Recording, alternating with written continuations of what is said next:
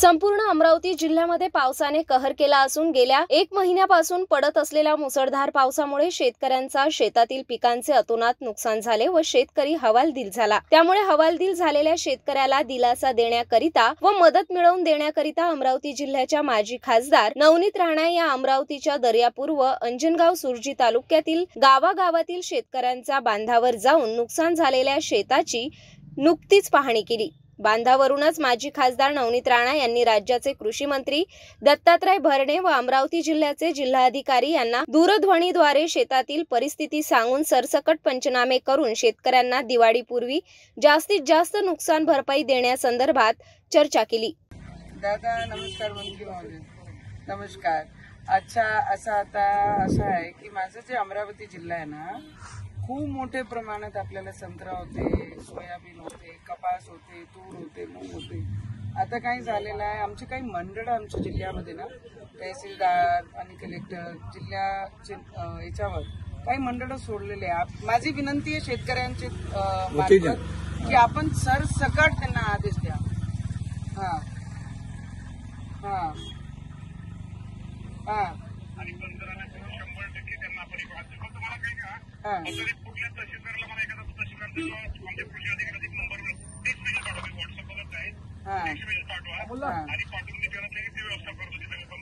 माझी विनंती आहे, सगळे शेतकरी रडत आहे आणि सगळ्यांना अपेक्षा आहे की आपण सरसकट सगळ्यांचे पंचनामे सांगून द्या आणि मग आपण पाहून घेऊ।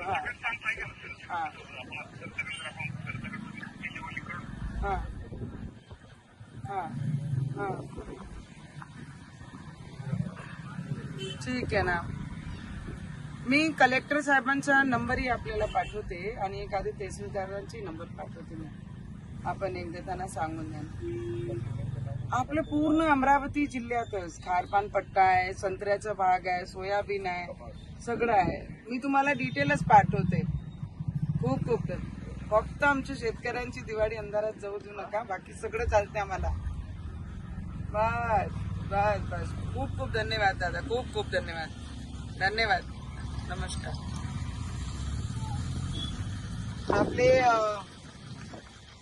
आपले आताच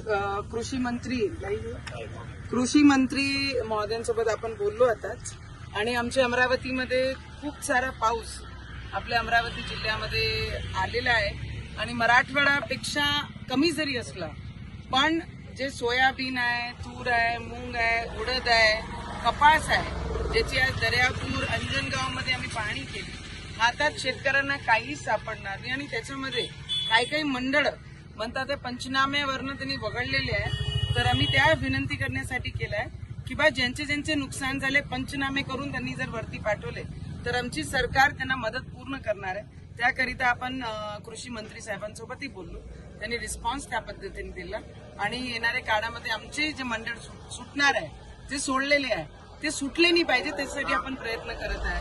आणि जे नुकसान झालं आहे, अतिशय नुकसान शेतकऱ्यांचं झालेलं आहे आणि ते डोळ्याला पाहून जेव्हा आम्ही पूर्ण शेतकऱ्यांसोबत बोलताय तर जेवढा पैसे लावले ते गेलेच, पण जे खराब झाले पीक त्यांना काढण्यासाठी त्याच्यापेक्षा जास्त पैसे आम्हाला लावायची वेळ आलेली आणि हातात काहीच सापडणार नाही। तर आमची सरकार, आमचे देशाचे प्रधानमंत्री आणि राज्याचे मुख्यमंत्र्यांनी आम्हाला शब्द दिलेला आहे की शेतकऱ्यांना वारेवर सोडणार नाही, आणि तीच अपेक्षा घेऊन आज मी कृषी मंत्री साहेबांसोबतही बोलली आणि माझे जिल्ह्यातला एकही मंडळ सुटला नाही पाहिजे, त्याकरिता मी प्रयत्न करणार आहे।